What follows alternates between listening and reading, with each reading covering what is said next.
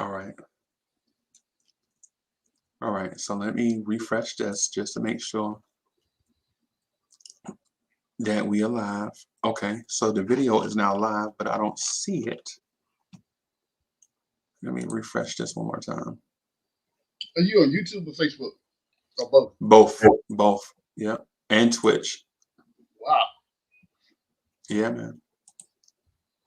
Yeah. So we are live, and I am waiting on Tyrone to show up. Let me text him and see.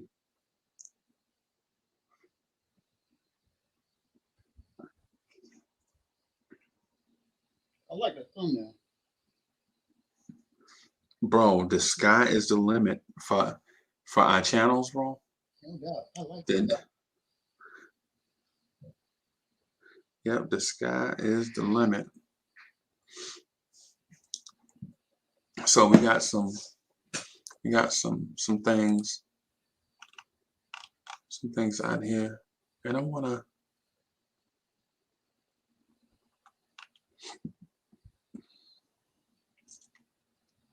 All right, so if it's live, how come it's not? There it is. So I had to click on it, and now I have to turn the volume down on it.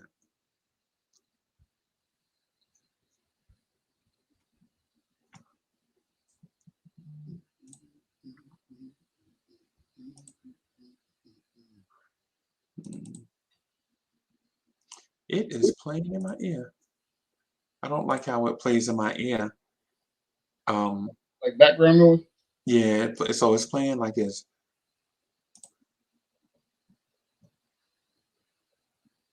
I wish there was a volume.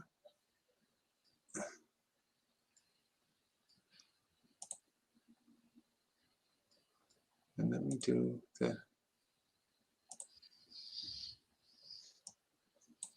So I did an interview with Ron from Still Knicks Fans today.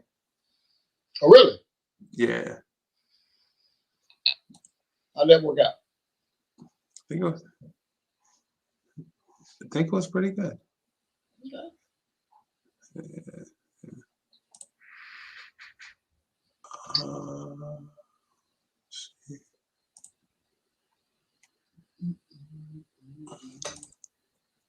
It was good to see Mr. Cleveland come through today. Yeah, that was a plus. He yeah, he hit me up occasionally. I don't hit him up that often, but he'll hit me up, man, and we'll just talk for a few minutes, and that'd be it. I'd be like, hey, old man, get off my phone. You know what I'm saying? No doubt. Hey, give me 2 seconds, Freezy. Let me go get me some more tea, bro. Yeah, Motisa.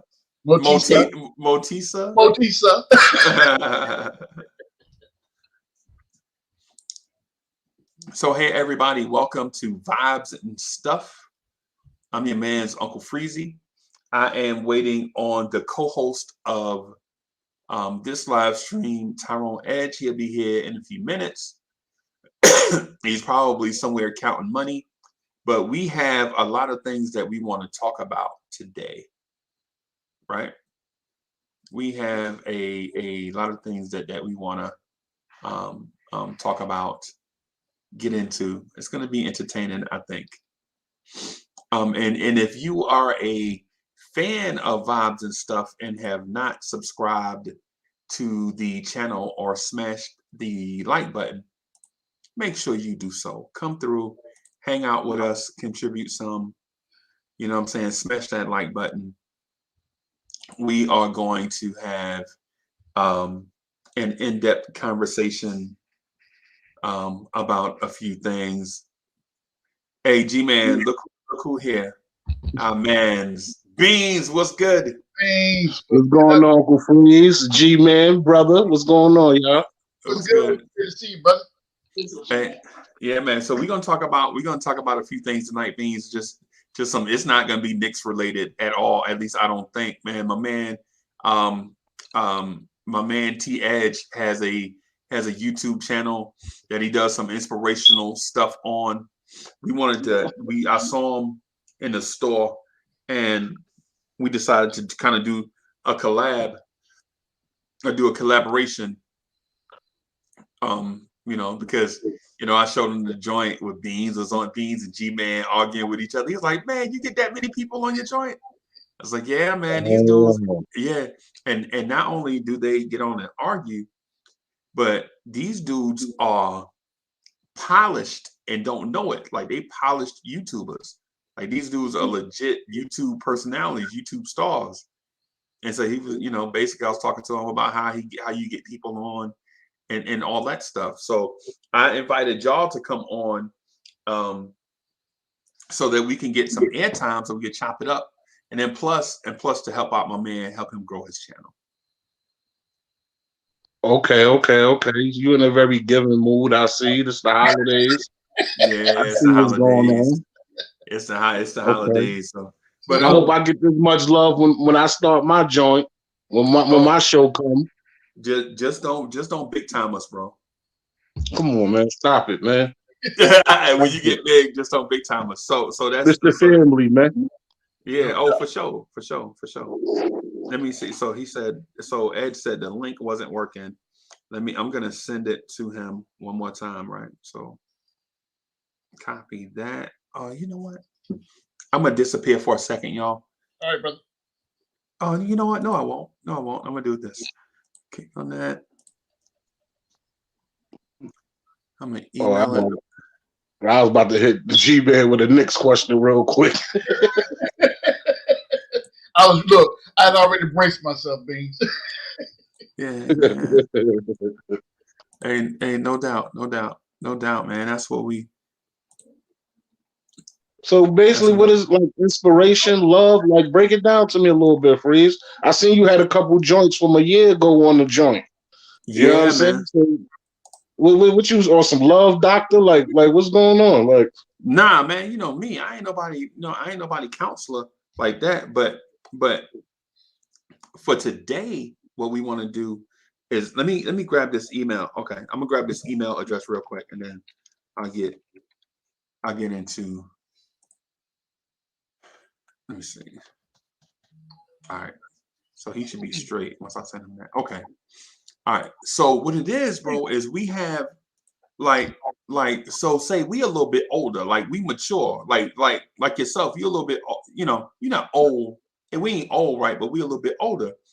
And the young bloods coming up behind us, they say and ask, they do stupid stuff. Right. Like the light bill due on Wednesday, and the PlayStation come out on Tuesday, and they go buy the PlayStation 5, and then they got to go beg their girlfriend mama for the light bill money. Right. You feel me, Beans? Yeah. Now where that makes sense, I don't understand where that makes sense, because it generally don't. But when you young, sometimes, it make perfect sense to you. I got to get this PlayStation because it's limited stock. Yeah. Right? You know what I'm saying? But the light bill is due. Basically, you don't know what your priorities are. Right. But young bloods, they don't know that. Yeah, they don't know that, because the priority in that sense is you got to have a PlayStation, because all your homeboys gonna be playing online, and you ain't want to be, you know what I'm saying? They're gonna be calling you all kind of simps at work. They're gonna be like, "Yo, you soft, man. You know what I'm saying? You be letting your girl be doing you any, you know what I'm saying?" Believe it or not, it's still like that when people grown too. Yeah, man. Yeah. Yeah. I'm telling you, I'll give you an example. I'm a G-Man. I'm gonna do a live stream about this, and I need your help. Okay. With this, for real. I'm talking about for real. I need you by my side when this happened. I got you. When this live stream. So I have two friends, right? Mm-hmm. They older than us. They 67, 68 years old. Right. G-Man, guess how long they've been married? 5 years. 40 years. They've been married to each other. I was gonna say 42. They've been married together. So both of them are my friends, the woman and the man. Right. Right? They've been married to each other for 40 years, right? The only reason why they've been married 40 years is because for 10 years, I ain't gonna say his name. I'm gonna call him Adam. Right. Adam didn't want to get married straight out of high school. He wanted, right. He got a job at the railroad. He worked at the he worked at the railroad for 40 years and retired at 59, right? And Eve, I'm gonna call her Eve. Eve been by his side the whole time. Ain't never stepped out on him or nothing. Raised all the kids, 5 kids, raised all the, and Adam was on the road. You know, the railroad have you on the road. Yep. You know what I'm saying? Yep. Bro, they broke up 3 months ago. Stop. Beans, they broke up, bro. They broke up, right? And guess why? Why? I'm guessing because Adam retired and didn't have nothing to do with himself. So now he out there chasing young gals, and them young gals got him spending that railroad retirement money. There you go. Right? And he be telling Eve, like, man, I ain't never been with another woman, blah, blah, blah. I just, I've been working my whole life and blah, blah, blah. I just want to go out here and experience life. But Eve is like, bro, the whole time that you was out there in the railroad working, not having a life, I was home with these kids. Right. I was cuffed. I don't know what it's like to be 20 and single, 30 and single, 40 and single. I've been cuffed my whole life. Straight out of high school, straight into a relationship, been with you for 50 years. And then one day you wake up talking about you don't want to be together. And now I look in the mirror and I got a head full of gray hair. Nah, bro. Yeah. Yeah, man. And so I talked to both of them, right? Because Adam is my dog, right? Adam is my dog, G-Man. And when I come on to KMD in the mornings, yep, and I've been like, yo, such and such, yeah, that be Adam. I ain't gonna say his name. I got you. You know what I'm saying? He be making me laugh, telling me all them inappropriate jokes. Yeah, that's you know what I'm saying? But Eve, that's my girl. Because when I first met them, I was standing by Adam. We had just left out of a church function. And I had met him. You know what I'm saying? He Mr. Square, blah, blah, blah. No doubt. Yeah, so we come out of a church function. And I was like, look at that chick right there. She fine in it. And I'm like, she a little cutie to be an older lady. He's like, how old you think she is? I'm like, 45, 45 maybe. And he like, ha, ha, ha. He laughed. I'm like, who's that, your daughter? He's like, no, that's my wife. That's my old lady. And I'm like, boy, you crazy, man. What's wrong with you? You know what I'm saying? And so he introduced, and then she be in a church, she be singing and all kind of stuff and all this stuff. And then they tell me, I see a post on Facebook, like, I got to learn how to do all this stuff. I ain't never done. I'm like, what's wrong with her? Somebody must have died or something. Right. Then I talked to Adam. Adam like, bruh, I worked my whole life, man. Never had a chance to do nothing. I want to experience something. And I'm like, no, man, y'all breaking up. Yeah, no, man. Beans, they breaking up on some. That's crazy. Yeah, they've been together 50 years. Yo, this is my man Edge right here. Yo, Ty, what's good? What's going on? Yo, I was just, yeah, we good. Your background is dope, bro. I appreciate it, man. I appreciate it. It's just a little bit of paint on the wall. That's all. Yeah, man. Hey, so Edge, this my man G-Man. Nah, we ain't worried. This my man G-Man for life up here. He do stuff with me on multiple channels, and this my man Beans. Beans, man, he a up and comer, bro.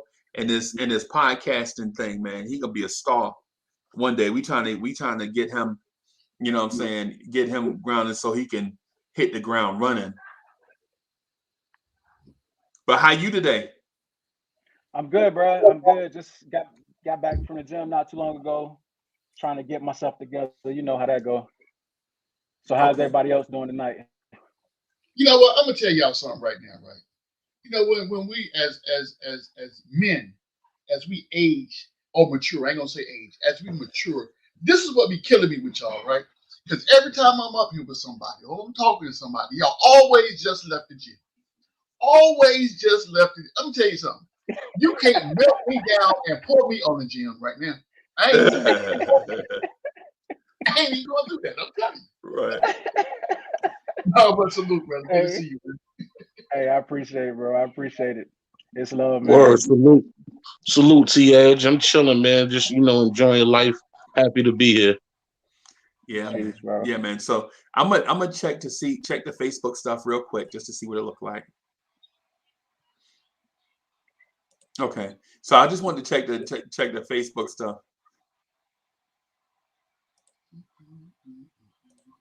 All right, Facebook is playing dual audio in my ear, like I can hear y'all and then the playback. So I just cut that out real quick. But but you ready to get into it, boss? Hey, let's do it, bro. I'm game, man. All right, so the title of today's show for everybody watching and was watching and was just watching us kick it before Edge got here is how to capture the successes that you've been chasing, right? And the reason why this is I feel like a topic that needs to be touched upon is a lot of y'all start stuff and stop. Y'all start college and quit. Y'all start a job and quit. Y'all start projects and quit, right? Right? And you never follow through on the stuff that your heart desires. And the reason why you do that is because you encounter failures early on, right? You encounter failures early on and you don't. Okay. All right. So G-Man said his computer just fried itself and he'll be back. But the reason why you stop is because you encounter failure, don't know how to manipulate the failures that you've encountered, and you quit, right? That's for one. Two, you have the wrong crowd in your corner. The crowd that you have in your corner is the wrong crowd, right? The crowd in your corner they see that you have a goal, right? They've never achieved their goal or your goal. So every opportunity that they can tell you to stop doing what you're doing and do something else, they're going to do it because it's comfortable for them. So you got the wrong people in your corner. And not only that, they are the type of people that when other people come around and be supportive of you, they get jealous of that relationship and try to destroy that relationship. Right?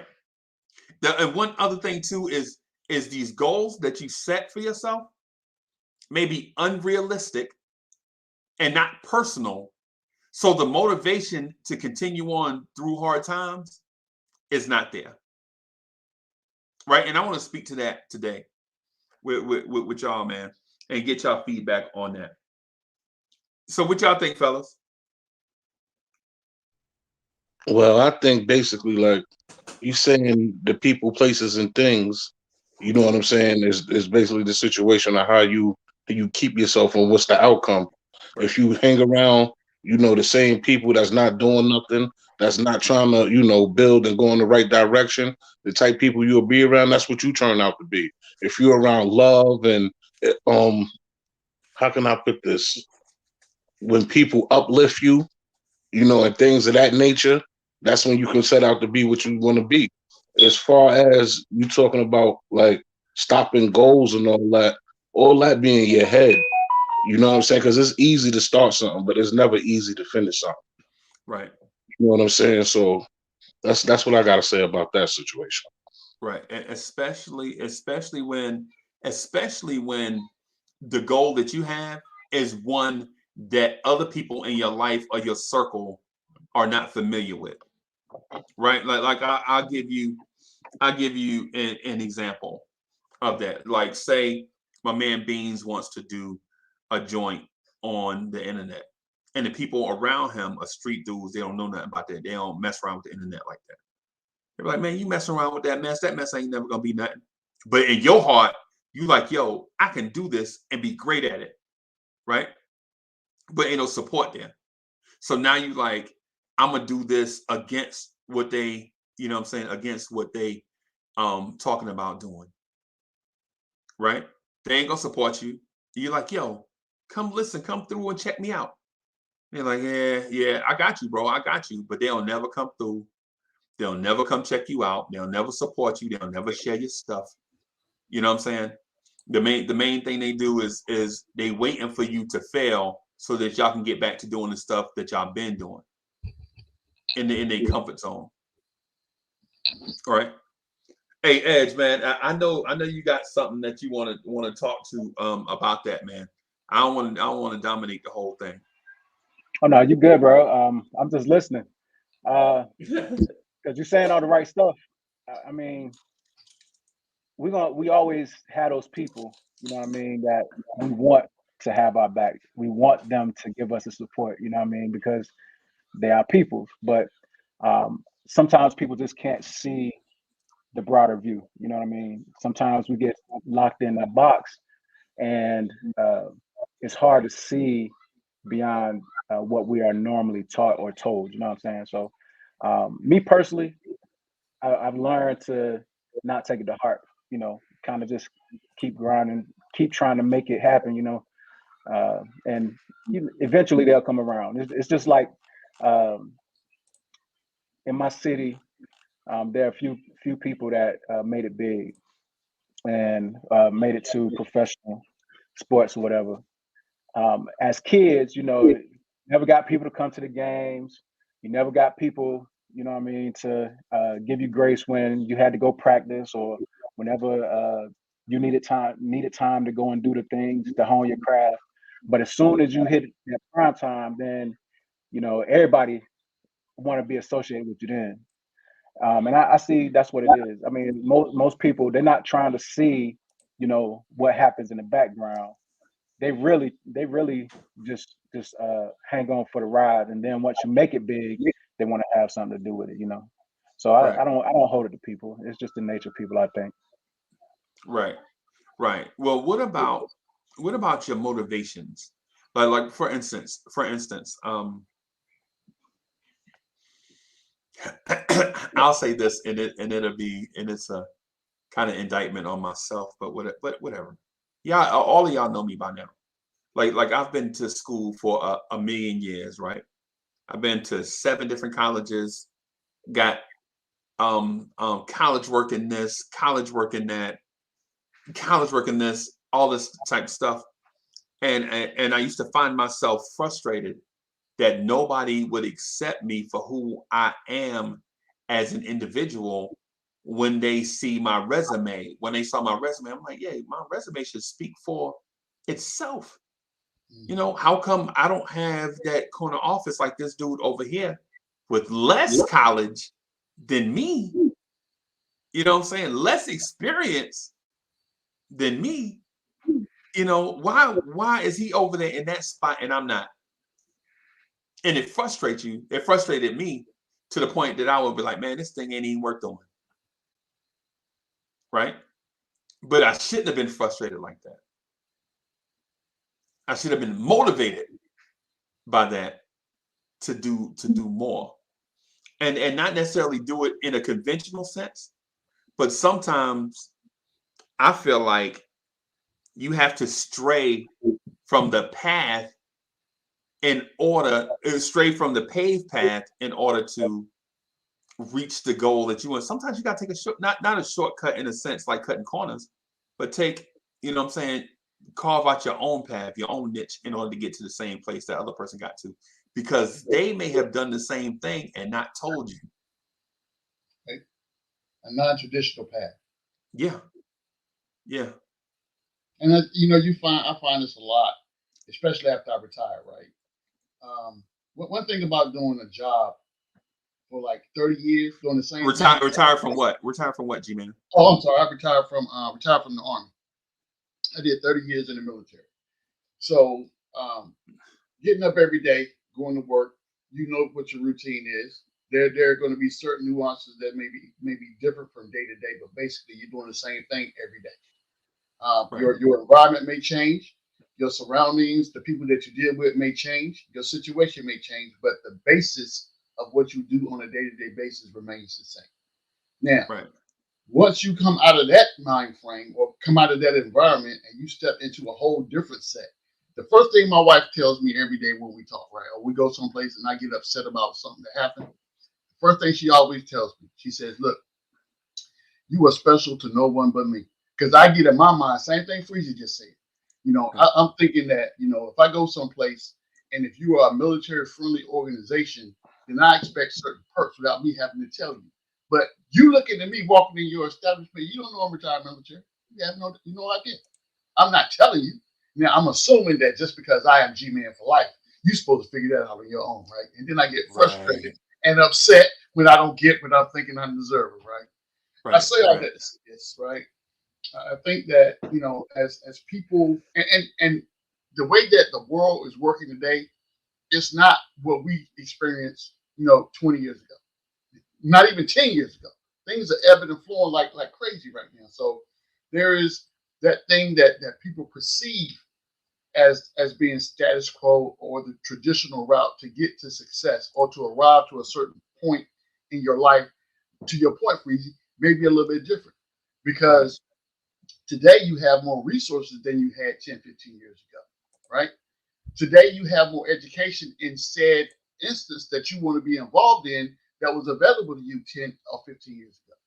Right. Today you may even have a dude like Uncle Freezy that call G-Man for life and say, come here, young fella, and sit down over here and let me tell you about this podcasting game, right? And I'm sitting here wide-eyed with my book out because I don't know nothing about it. I'm brand new. I'm cherry for real. And I'm absorbing all this and taking it in. And at some point, you would say, okay, well, because of what your personality is and how you roll, how you vibe, I can take out of the 5 things you tell me, I can use 3 of those things. But then I have to take those other 2, modify them, and kind of make it my own, if that makes sense. Right. Yeah. Yeah, no doubt. No doubt. So what you think about that, Edge?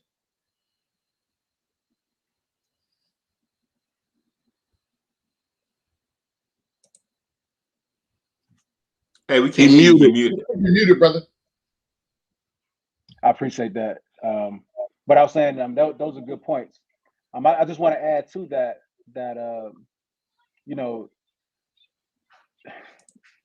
sometimes when, like you were mentioning, the school thing, like I've been to school, a few different schools myself. I know as a high school student, one of the requirements was to graduate with typing under our belts, right? Mm-hmm. Well, I was an athlete. I guess they didn't think I would need it, and I didn't get typing when I graduated. Although it was a requirement, they graduated me anyway. But to that point, I ended up having to teach myself how to type. Right. Now, one thing that happened when I noticed that I could teach myself how to do things, I became kind of isolated. I stopped looking or depending on other people to help me do the things that I need to do. And from 18 to my 40s, I've kind of been this guy. Well, let's just go back to the school instance. Being in class, the teacher assigned us to a group. You get your group members.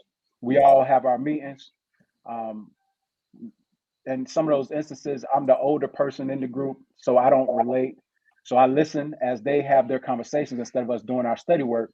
And then I resolve that I know I'm going to have to do this work kind of on my own.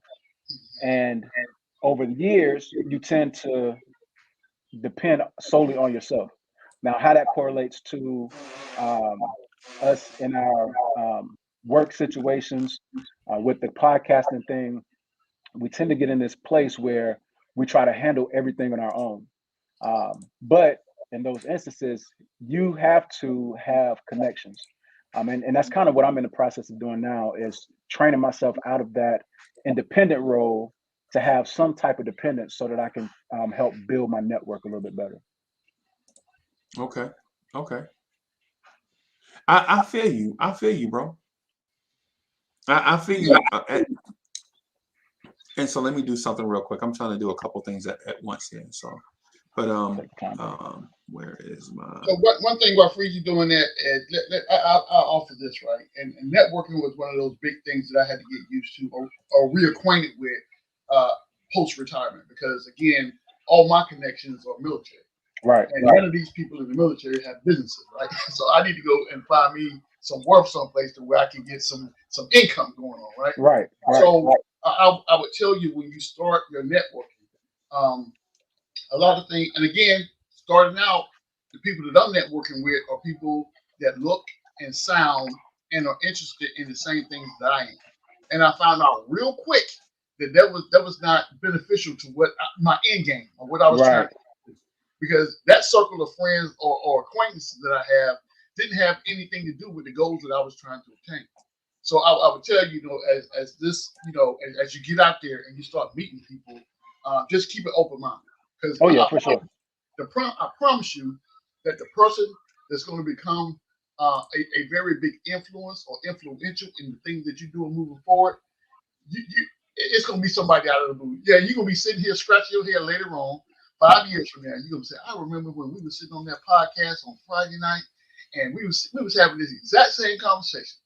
Yeah, And that's fact. glass of wine. You were like, I didn't think we would even be talking right now. That's right. And I really believe that. I mean, where I work at now, I work for a consulting firm. So I cross paths with a lot of different people from a lot of different walks of life.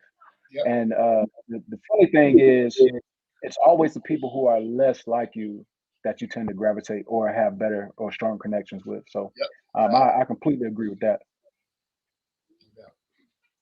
Yeah, man. And Ed, if you ain't figured it out by now, I like to talk a lot, brother. Hey, look, you in good company, brother. You in good company. Yeah, man. We talk a good bit. Sometimes I have to tell myself to stop talking so that other people can get their words in. It's I'm just soaking it all in, man. I'm just listening, soaking it all in. Yeah, man. When I get to talking free, you just mute my mic. Yeah. And so long-winded. Yeah, man. So let me so Edge, I got all the stuff right? The Ready Brew? Yes, sir. Yes, sir. All right. So I attached a copy or a link to your YouTube page in the chat. So it's pinned for those that are watching. Just click on the link, go to the channel, subscribe to the channel, check out the stuff that he's posted a couple days ago and in the prior months. You know what I'm saying? It go back a ways. Check out the stuff. And then plus we're looking forward to collabing with Edge more so that you'll get you'll get some of these hidden gems from what it is that you know what I'm saying, these gems of wisdom.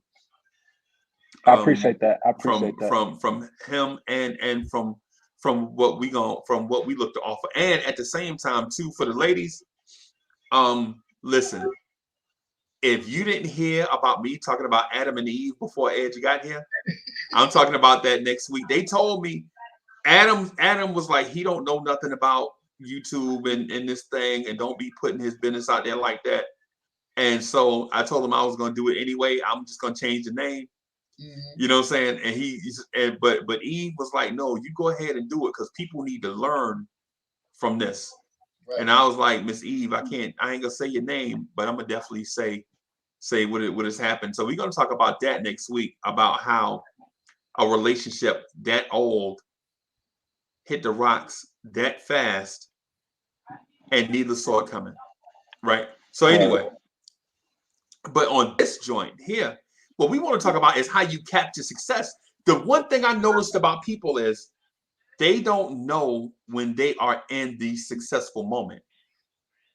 A lot of people get to that moment of success and can't recognize that they're successful and botch it up. That's true. That's true. They botch it up because when they set out on the goal, what they don't realize is as they move down the path to success, they have changed as a person because they've gained experiences. So the way they view the success that they started like the way you view the world when you're 8 looks totally different than when you're 10. True. Right? Right? That's You true. remember how when you were 8, your mama used to be like, yo, go get my pocketbook. You 8 years old. Okay, mama. And then you 10, your mama be like, hey, go get my pocketbook. You like, I ain't letting nobody see me walk with no pocketbook. You know what I'm saying? Yeah, and so what people don't realize is things change in a small period of time. Yeah. You know what I'm saying? True. A small period of time, things change. Like when you start your master's degree work, right? When you coming towards the end of your bachelor's degree work, you like, I finally made it. You know what I'm saying? I think I might try to get this master's, right? This master's might help me do such and such on my job. You start your master's degree work, you learn something, so much stuff in your master's degree work that now you start looking outside of the master's degree work. Like, yo, I didn't know I needed such and such and such and such. I could have did such and such and such and such. So then when you get your master's, you're like, okay, now that I got my master's, man, look at it. Wait a minute, slow down. You got to remember, your goal was to get the master. So when you get your master, that's a successful moment. Mm-hmm. That should be celebrated. You set a goal True. and you attained it. Right. Right? Facts. You set a goal and you reached it. You know what I mean? That's facts, bro. Yeah. Yeah, like I tell G-Man, when I was an E1, I couldn't wait to be an E4. You know what I'm saying? You know why? Because the rank looked different. It does. The rank looked different. It looked different on your collar. Yep. You know what I'm saying? And then I remember they used to put us at parade rest and leave the E4s in charge of us. Yep. You know what I'm saying? All the NCOs would be over there smoking a cigarette or doing whatever they're doing or whatever, parlaying or doing S&Gs, and the E4s will be there in charge of the privates. And I couldn't wait to be an E4, right? But then when you get there, by the time they in formation, when formation come, you know, you get your thing, all this stuff, blah blah blah, you know, all this stuff. Now you realize that the E4Ps, the E5s, and the E6s are in a group. The E7s, E8s, and E9s are in a group. Yep. But you don't really recognize that while you were E3. That's right. You think everybody is everybody my boss. Yep. You know what I'm saying? You like, man, it's more bosses than it is workers. That's how you.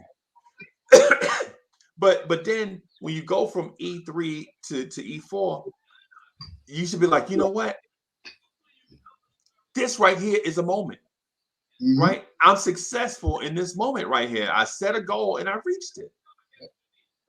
And I should build upon it instead of, because listen, y'all ever been with a woman shopping? I got 3 of them. Yeah.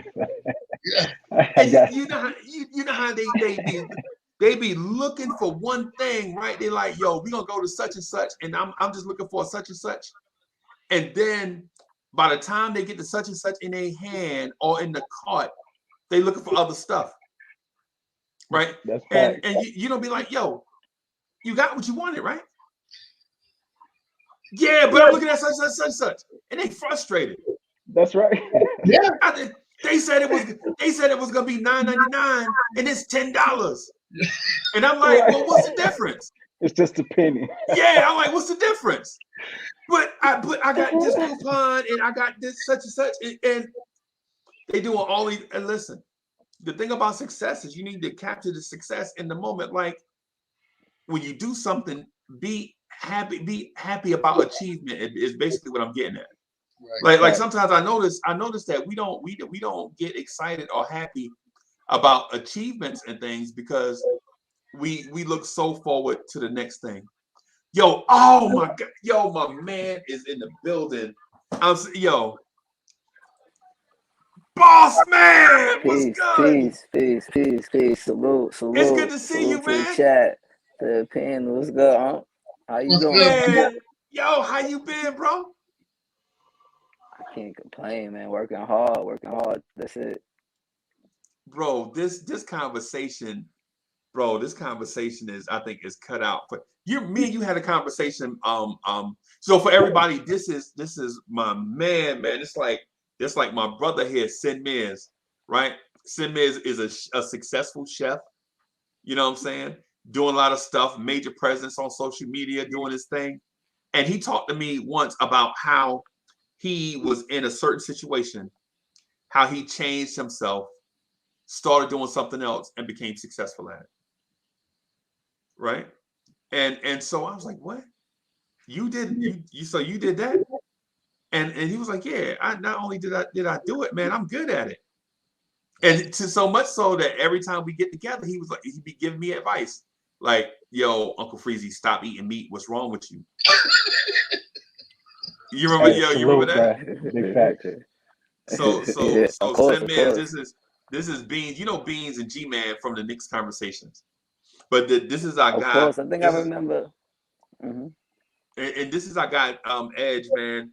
Me and him go way back, man. He got a YouTube channel, man, that's up and coming. They got some quality content out there. So we doing like a collaboration so that we can kind of help, you know what I'm saying, the fans of this joint go over to his joint and maybe vice versa. Anyway, to help him grow, you know what I'm saying, his joint and put some quality content out here in this Knicks universe or in this YouTube universe.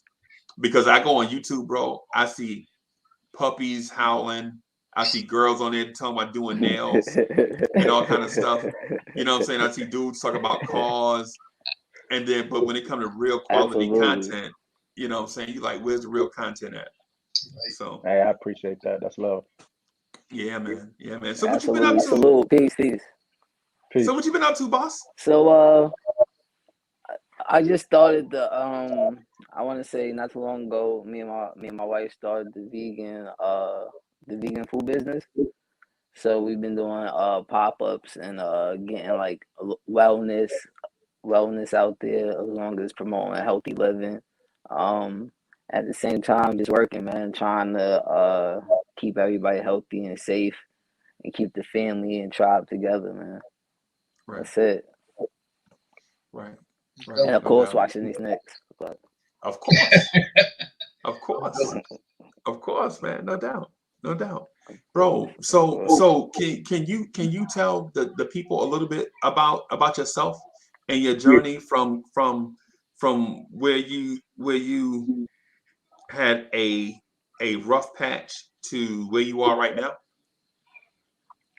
Um, like I don't know. I feel like my story is common to everybody, to most black men coming up in America. Like came up in the inner city. Like I was born in New York, born in Queens, uh, raised by my mom mostly.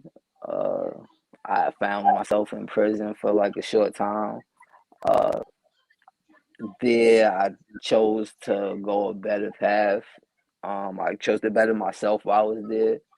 And then when I came home, it was just about activating everything I learned, everything all the work I put in to make myself better and try to continue on to that path and just walking that path of trying to of doing right and trying to do right and uh accumulating knowledge and activating and moving on that knowledge that you're accumulating and not letting it go to waste. Things start to come into place and fall into place. Um, and then people started to come into my life. Situations started to open that if I wasn't in the right mind frame, those doors would have been closed. Right. So that's a little bit about me in the long story short. Okay. Okay. So you know, my man's a successful chef.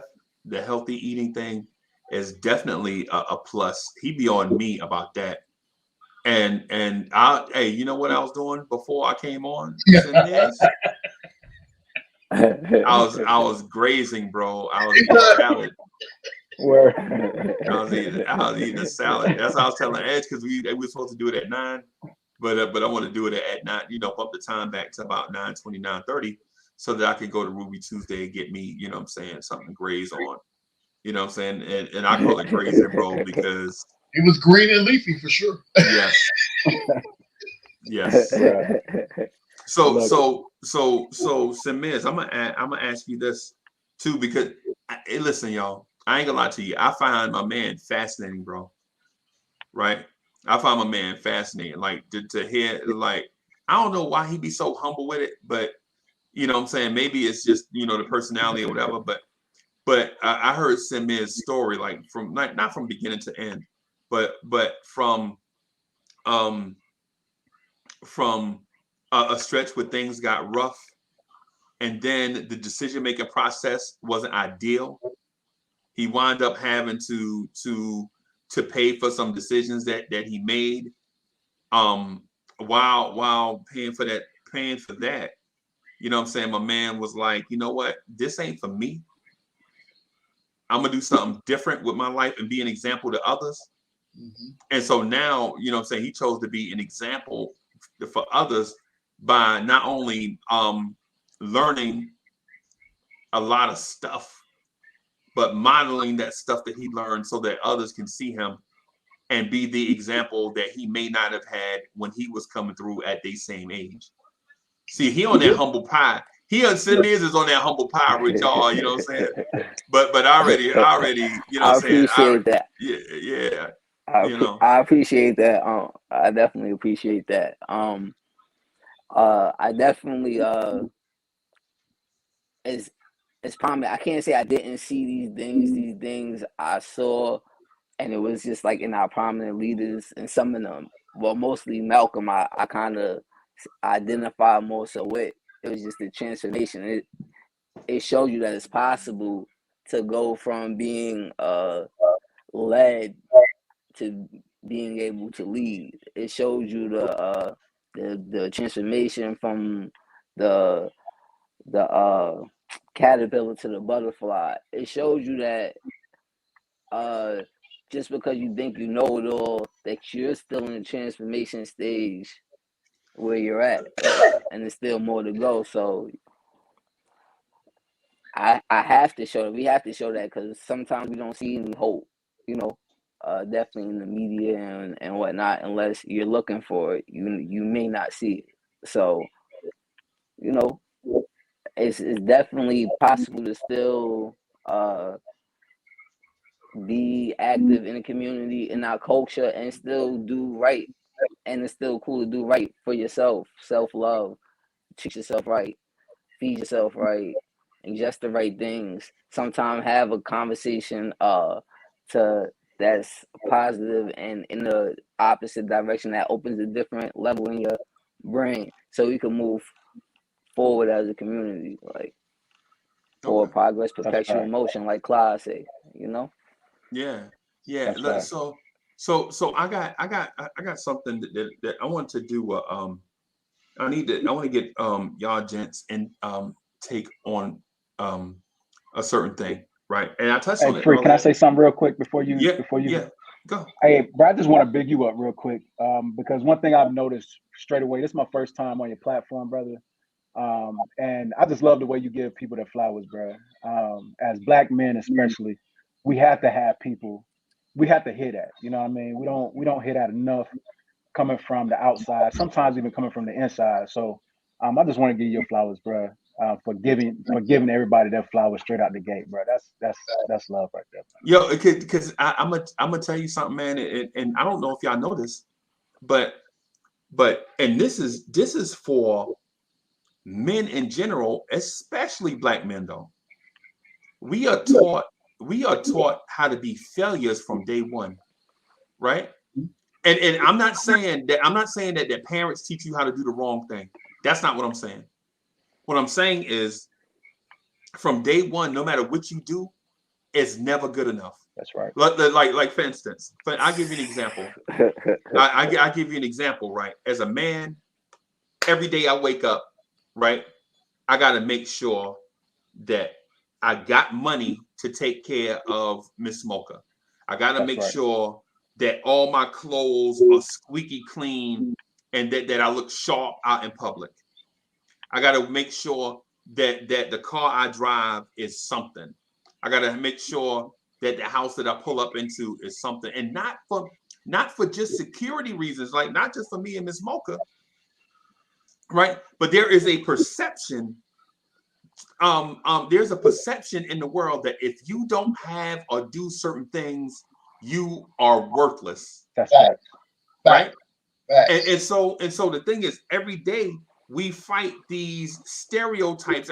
See, women think they got it bad because and women do have it bad. Women have this thing every day. People look at their figure, like if they figure ain't right, they lazy, right?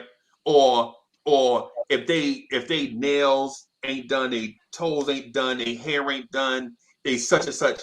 People look at them like, she homely, you know what I'm saying, or whatever. It's like all these things that we deal with all the time, right?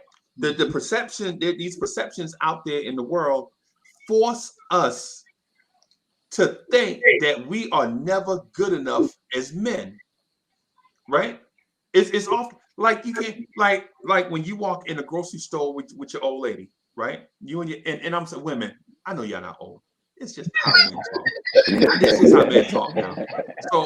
So you walk in the store with your old lady, and you half the store of dudes is looking at your woman, right? Yep. So now you got to be in that alpha mindset. You can't be weak in that setting. Like, you know what I'm saying? She be like, hey, I'm gonna just go down here and get some tissue. You gonna go over here and pick up the bread? Nah, we'll go get the tissue together. Cause you gonna sit here, I'll mess around and turn this corner and some dude in your face. He gonna need them tissue. You know what I'm saying? You know what I mean? Or it's like, yeah, it's like these certain. For me, it's tough out here. Like we can't. Like it's tough for us to talk about our belief systems. Like it's okay. It's okay for us to have different belief systems, bro. It's okay, right? It's okay for us to. It's okay for us to make. Here's the thing. It's okay for me and you to hang out, and us have different levels of income, right? Yeah. Right. So like say for instance, G-Man and myself. Well, I ain't gonna speak to G-Man business, but I get money from the government. Uncle Sam pay me nice. Thank you, Uncle Sam. Pay me nice. Every month on time. Yeah, every month. Today's the day, and he was on time. So just say. So now, like when it comes to other stuff, like when it comes to where I don't have to get in a rat race to do no high pressure whatever. It's just blah blah, whatever it is. I ain't gonna get into all that stuff. I'm just saying, right? But it's people that make more money than me, and they do they stuff, right? But I am secure in Uncle Freezy, right? I can hang out with these people that make certain, and then at the same time, there's other people that are not as far along on the path as we are, right? Like they nickels and dimes, bro. They got to take a rubber band and hold them things together because they need them nickels and dimes for later on in the week. And ain't no crime in that because we all started from somewhere. That's right. Right? But it's okay for us to hang out or whatever. Like me, like for instance, G-Man and myself were talking about the kind of cars we drive, right? I mentioned it, and G-Man was like, "Hey, I got one of them too." And right, and so when other people see me in that car, they're like, "Hey, how you driving that? What's It ain't none of y'all business. How we, you know what I'm saying? That's right. You don't know what it took for me to get here. That's right. Right. Absolutely. You know what I'm saying? But it's okay for bro, you ain't got to be like but what I'm getting at is the securities and insecurities of men in relationships and how they are applied to the successes that you have in life, whether you make reasonable goals, set reasonable goals in your life and have reasonable successes, or if you feel insecure, set unreasonable goals in life, can't attain them, and now you're frustrated that you see me and G-Man driving a certain type of car and you feel like you should be in the same boat when you didn't set reasonable expectations for yourself. So one thing I want to say real quick before I lose my train of thought. And so when you get up in age, when you get up to my age bracket, if you don't go ahead and get off what's on your mind off your mind, you're gonna forget it. It's gonna be a fleeting thought, and you'll be like, "What was I thinking?" Yeah. But I'm gonna tie two things together real quick. I wanna go back to what Sam was saying when he was talking about focusing on wellness and teaching people, educating people on how to eat right. I'm gonna grab some. I'll be right back. Okay, be conscious of what you put into your body and things of that nature, right? So something that goes hand in hand with that, and I've been paying a little bit more attention to that in the past, especially since this pandemic thing hit, is your mental fitness and your mental wellness as well, right? So what goes into that, and kind of to what Freezy was speaking to, for a long time, especially as Black men, we were taught, you suffer in silence. Whatever it is that you got to do, you go ahead and do it, and that's it. Because if you voice it, then that's a sign of weakness. What you in your household? What? Why you out here crying to people about X, Y, and Z? Ain't nobody never did this for me or that for me, right?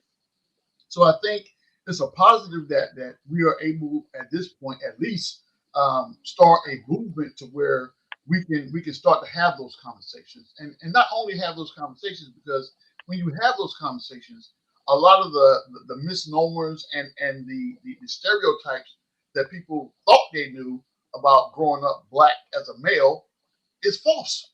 It's totally false, because you have two different well, more than two, but I'm gonna sum it up, right? Well, I'm gonna dumb it down to two things, right? You have those, the haves and the have-nots, right? So you have those that grew up in a household that they were fortunate enough to have both parents in the household, both parents were working, loving siblings, middle income family. You didn't have to worry about whether the light bill was going to be paid. You didn't have to worry about what you could eat the next day. All of that was laid out. But you had a good lunch when you went to school. You were wealthy, healthy, and wise as a kid, right, growing up. On the flip side of that, I'm in a single parent home. The parent that I'm with, whether it's your mom or your dad, working 2 or 3 jobs. You barely see them because they're at work, because they got to make sure the bills are paid. And these are all, but I call them below poverty type income. So you working, 10, 12 hours a day for less than minimum wage, because that's what you could get, right? Yep. So, but that's a part of that growing up. So the person that grows up in that stable household versus the person that grows up in a difficult set of circumstances, you have a totally different mindset on how you look at life, right? So, and when you were in that situation, ironically enough, you think that's normal because that's all you know. Right. That's all you know. But, and I say all that to say this. I told y'all guys I was wrong with it, right? So when you get into these situations, being able to have these conversations and explain to people why I think that the sky is purple when the sky is really blue, I need for you to understand that, right? I'm not crazy. There's a reason why I believe that the sky is purple. And if you sit down and talk to me long enough, I'll explain it to you. So you ain't got to agree with me, but at least you understand where I'm coming from. You know what I'm saying? But that, going back to that mental wellness thing, that's real, right? That is for real. And I want to, I just want to make sure that people understand that if you're not used to doing it, I need for you to get used to doing it, right? It's just like if you have a problem sleeping, if you're insomniac, you can't sleep at night. You go get some medicine, you listen to music, you turn the waterfall sounds on, whatever it is that you do that, right? Because you're addressing the situation. Same thing with your mental fitness, brothers. I'm telling you right now, the thing that you feel that is dragging you down, there is a method out there to deal with that. It's not something that you're going to solve overnight, because it did not become a problem overnight. This is stuff that's been ingrained in you since birth. This is something that's been ingrained in you since you grew up. So I just ask that, if you're out there, for everybody that's watching right now, for everybody that we will watch this later on. Yeah, it'll be a lot of people. Okay, no doubt. If you got something going on in your life, find somebody to talk to. It could be a pastor, it could be a teacher, it could be a friend, it could be a stranger off the street. Just drum up a conversation. I don't care who it is, but have that conversation. And definitely the one thing that you need to realize is you are not wrong. That's no doubt. And look who in the building. Free. Yo, hey, Free Keith, do I have to What's play your thing, good? man? What's good, family? I just, look, man. I tried to jump on. I'm at the gig, like, you know what I'm saying? I just wanted to come and holler at the gentleman to let y'all know it's love out here for y'all, yo. Yo, let me do this, yo. Let me do this. It ain't enough. Oh yeah, I keep forgetting. It ain't enough people watching for all that. Yeah, man. Free Key, salute, bro. Salute, bro. Salute, champions. Salute. Yeah, man. Good with you, So brother. we was talking about. So what we were talking about is how to capture your successes in life and how to recognize when you've been successful and instead of burying the moment.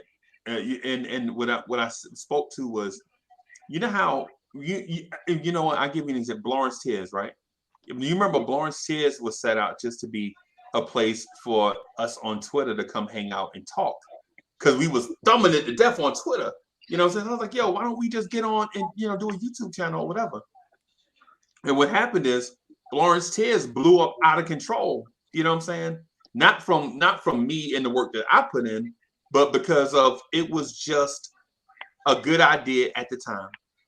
And I had no goal for it. I just wanted it to be something, right? But now I find that when I set goals for it, I far exceed the goals. And what I do is stop in a moment and say, hey man, listen, hey Free Keith, listen, man, Nick's freestyle is fire and people love it. You know what I'm saying? And when some people hear it, we are so conditioned to kind of be combative by nature, survival of the fittest, that when you hear something like that, they be like, Look at G-Man. Look at G-Man laughing already. Look at yeah, G-Man. Like, he know what it is. yeah. But the thing is though, is when I stop and say that to Free Keith, other people looking in like, man, Uncle Freezy's so corny, he's so soft. Why he told that man he doing a good job? You know what I'm saying? And in my mind, I'm like, why wouldn't I tell that man that he's doing a good job? That's right. Got to. Yeah, you know what I'm saying? So Mm-hmm. sometimes we've been conditioned as men, especially black men, to feel like no matter what we do, it'll never be good enough. There's a standard set that we can't achieve unless we get out of our blackness, right? Yes. Which we can never do. Wow. Which we can never do because the Creator designed us to That's be right. who we are. That's right. You know what I'm But saying? see it's that constant othering though that it's burdensome. It's burdensome how we constantly other ourselves. Like some of the stuff that we go through are just like they're just like blatant societal issues. Like there's still a larger fraternity of men. Like color aside, Right. the world is changing, the society is changing, and like what's the masculine place in it? You know what I'm saying? That's it. Men are even trying to figure that out. You know what I'm saying? Like, and it's not a black thing. And not that we don't have our own issues, and not that but we got to identify those issues that are like tied to our blackness, and those issues that are bigger, Universal, right? and that are as a result of us being part of a bigger ecosystem. You know what I'm Yeah. saying? Because the I success agree. stuff, like we talk about success, but like we don't live in 100% black spaces. Nah, You know what I'm saying? of course not. So it's kind of like we gotta, when we start saying stuff like, oh, especially as a black man and this, that, like we really gotta target those things a little bit better, a Right. little bit more succinctly. Right. And You I know, agree with that. Sorry for over speaking you there. no, go ahead, boss. I agree with that. The only thing that I'll push back on just a little bit is the fact that the prediction is that by the year 2054, something like that, they're predicting that the black community will be bankrupt. We'll be Meaning bankrupt. will be bankrupt. That's the United States economic prediction for the black population in America. What is the So, black community? well, that's what I was going to Yeah. get to. So, for us, it's a matter of trying to figure out how to own our space without it being something where we segregate ourselves from the world. I think it comes back down to us trying to figure figure out who we are beyond where we've been. What's the term I want to use? How we've been positioned in this world. Designated Uh, too. that designate. That's right. That where our designation is. Because as you stated, we are part of a larger conglomerate. So we have to figure out how to move in that conglomerate as a community, but also as a part of a working machine in this thing called America. And that's going to take now when I say this, I don't have the answers to how we're going to do it specifically, but it's something that we definitely have to come together on as a community to try to figure out because um, when I hear bankrupt, I don't get this sense of fear per se, but the idea that as a community we will have absolutely no say when it comes to um, what uh, what will be seen as lawful or unlawful for a person of our ethnicity or our background. It'll just be a position on, like you said, being male in the society. And as we see now, and I hate to bring it here, but when we look at this liberal positioning of America and how it moves further and further left every day, they're trying to push manhood completely out the door.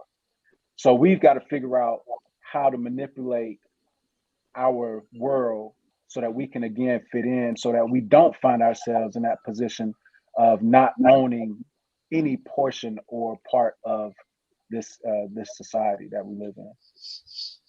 Okay. Yep. Cats. Oh, I'm sorry. Now go ahead, Freaky. Cats got to get better. Got to get stronger, faster, better. Like that's and that's just the long and short of it. Like yo, like the future is here. Like us, like we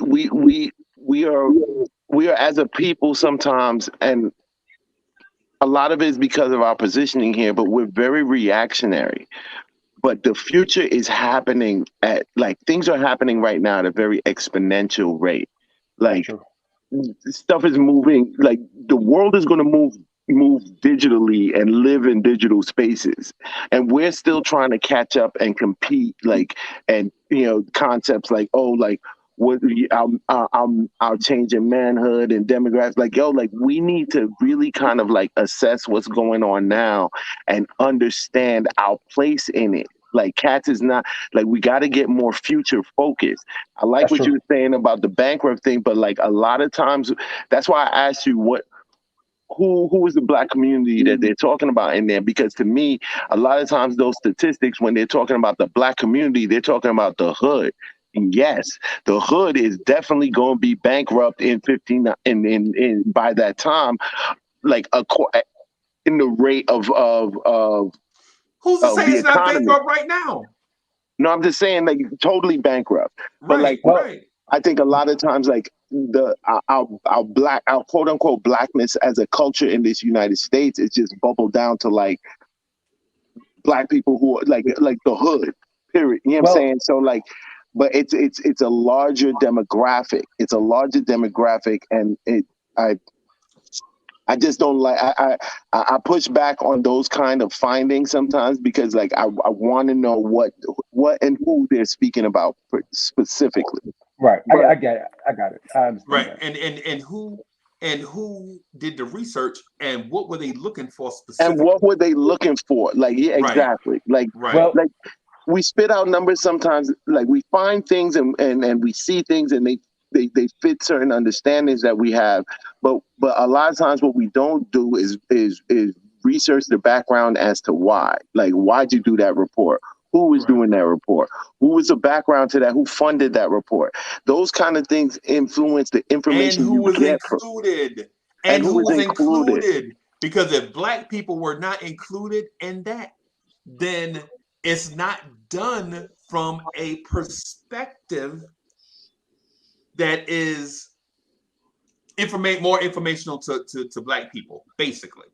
You know what I'm saying? And I'm not saying that in a negative way. I don't mean that is in a way where if you're a different race, you can't do research. What I'm saying Right, is right, right, right. what I'm saying is if you don't understand the plight of a people, then you can't really research and understand how to help those set of people. Not saying that only black people can help black people, but they can probably understand. Right. And I Right. I think the numbers come from it may be some old data. Nah, man. I think Oh, it's not even like Nah, it ain't you, boss. It yeah, ain't it ain't you, and no. yeah, I don't think don't take it as me like shout like hit making a hit on that. I actually believe that what was just said, but like it was just those finer points because a lot of times people pose those things, not you, but like the people behind them to create a narrative. You know what I'm saying? Like, and I feel like black wealth is quietly has grown. Right. See, like, give you an example. If Amazon did that research that you said, then I'm like, man, I don't believe this mess right here, because Amazon is financially invested in the research. You know what I'm saying? They want to know where that money is going so they can find it and get it. Right. You know what I'm saying? Well, but if it's a oh, I'm sorry. Go ahead. I'm sorry for cutting you off. I think the numbers come from the idea of how long money stays in our communities. Basically, how much we're spending money with each other more than we're spending money outside of the community with other communities. Now, when we speak of black wealth, as a individuals, many of us are coming up every day.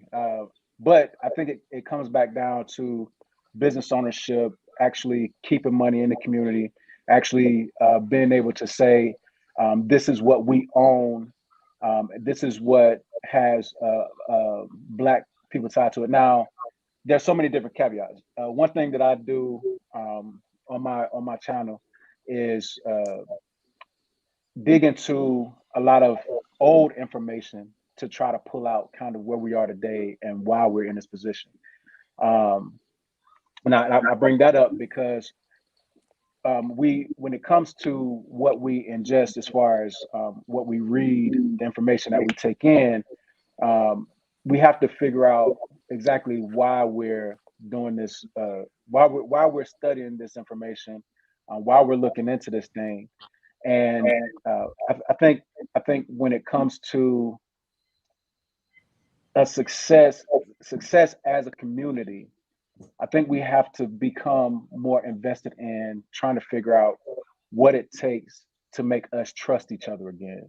One thing that I don't. Hey, Ed, I ain't. You gonna have to it's work on me a long time, bro. You got that's where it is right there. That's a very big part of it.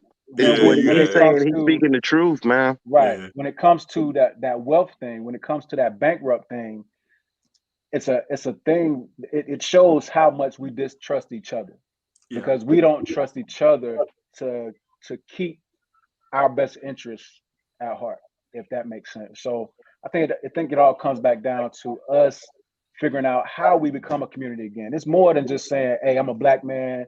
When I see my brother walking down the street, I throw the nod." You know what I'm saying? Or we fist bump, or we touch elbows, or whatever. We have to figure out how to again express genuine love for one another, and that comes back to what I said earlier about how Uncle Freezy is not. He does a great job giving men their flowers, and I think that's something that we miss firsthand from our community. Just men showing each other respect, and it all. I don't want to talk too long, but I think it starts with our youth, and it follows them as they age. We're part of that generation now, where we were taught mostly when we were young that it's a woman's world. We got to cater to these women. If we say something wrong to a woman, then that's almost the end of the world. So we had to learn how to kind of be more passive, learn how to sit back and not say too much, but say just enough. So we've had to navigate it that way. But it's time that we let our young men know it's okay to have a voice. You don't have to just having a voice doesn't mean that you're disrespectful or what have you. And I'll mute my mic. Nah, you good, bro. You good, Edge. You good at this, bro. Hey, Edge is good. Edge is good at this. Hey, man, I didn't know him. Yo, he the man, bro. No doubt. Yeah, he the man. Yo, hey, Free Keith. And the funny thing is, so I saw Edge in this box store. We caught up in this box store. I ain't gonna say the name or none of that stuff because I ain't trying to give them no pub or nothing. But I saw him. I was like, yo, when we gonna get together? And he's like, yo, we can get together anytime, right? And I'm like, come on, dog, really? You know, so we did. This was like a year and a half ago or something. Maybe have been like 2 years ago. Right. I'm like, yo, we gotta do something, yo. I'm on YouTube, bro. I'm doing my thing. They're like, nah, man, hit me up anytime. And every time I see him in the same place, he's like, yo. And so I'm thinking, man, Ed ain't gonna do nothing, man. This is what I'm thinking. Meanwhile, he grinding behind the, you know what I'm saying? Behind the scenes, he grinding. Mm-hmm. But he don't know when he see me, you know how you talk, we all slick in the street, you know, hey, what's you know what I'm saying? That's my man, you know what's happening. Oh, I ain't got no rap, no holler. They ain't borrow $40, you know what I'm saying? Just, you know, shoot the breeze or whatever. You know what I'm saying? And meanwhile, both of us grinding, doing the same thing. What I should have done is this, but like up front, like, yo, this is what I'm doing, right? My goal is this and this and this. It's personal to me, and I think it's attainable. It's reasonable, right? And then Angela would be like, yo, I'm doing the same thing. We need to link up. When you free? I'm free Thursday night. Ba-bim, let's get together and do it. Wow. You know what? I did a little slide. Matter of fact, this is all I had to show Edge right here. I could have been like, Edge, this is what we got. There you go. There it is. Bim. Set a goal. Is it personal? Is it realistic? You know what I'm saying? Hey, Free Keith. Hey, Free Keith. I done got so good at these slides, bro. I can't wait to get back to freestyle. I see your slide game. Your slide game is on point. Them animations, bro. I see you. I appreciate you. Don't worry. If nobody told you, I appreciate you. Yeah, man. We on the come up. But so what it is a lot of times, see, as a male, I feel like, so in my whole life, and trust me, for those that are watching, this is going back to achieving your goals, how to capture success. As a man, I felt like, even as a little boy, I remember, I played Little League. I hit 2 home runs in the game. And I'll never forget, I came back in. I can't wait to see Jim. Jim, that's my pops. He passed away like 20 years ago, right? I was like, Jim, I hit 2, and this is so crazy. I call my father Jim. I can't even believe that. Now, my son called me Uncle Freezy. Anyway. So I go in there. I'm like, Jim, no lie. He was over the stove frying some leg quarters and making baked beans for dinner, right? Ironically, baked beans done left. But I was like, Jim, I hit 2 home runs today. He was like, oh yeah? Did y'all win? No. He like, well, you should have hit 3. You know what I'm saying? You know what I'm saying? And so it's like no matter what you do, coming up, no matter what I did in life, I always felt like no matter what I did, I was never good enough. And it's not just me personally. It's not like a personal thing to my household. It's more of it's just like for instance, the dope boys that was on my street, they were never good enough. Like if they could buy them a Delta 88, right? So they got a Delta 88, right? Right? Yep. It still wasn't good enough. Then they had to put rims on it because the dude down the street car was better than his. So it's like this competition. No matter what you do, it still ain't good enough in our society, bro. You put rims on your Delta 88, then you had to put a system in it. Yeah. It's never good. It's all these small things. Simmons, I don't know if you get what I'm saying, but like I'll give you an example. I was born in '87, so. Yeah, well, you might. I was Okay, born in '87. I get it. I was born so in '87. I use my Jordan analogy, right? So having Jordans is not enough. Now you got to have Jordans for every outfit, bro.